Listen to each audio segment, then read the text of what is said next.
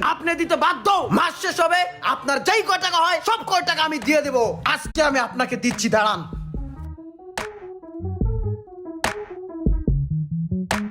এই হলো খাতা, এই হলো কলম। আজকের পর থেকে আমার নামে একটা বাকি খাতা ওপেন হলো।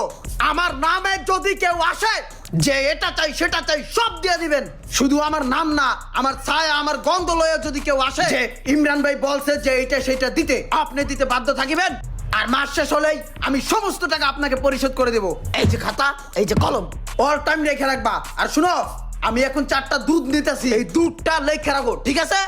আমার কাছে টাকা চাই, আমাকে নাকি বাকি দিবে না? কত বড় সাহস ওর! ভাই এই যে একটা বিস্কুট নিলাম, ইমরান ভাইয়ের নামে লেখা রাখেন, ঠিক আছে?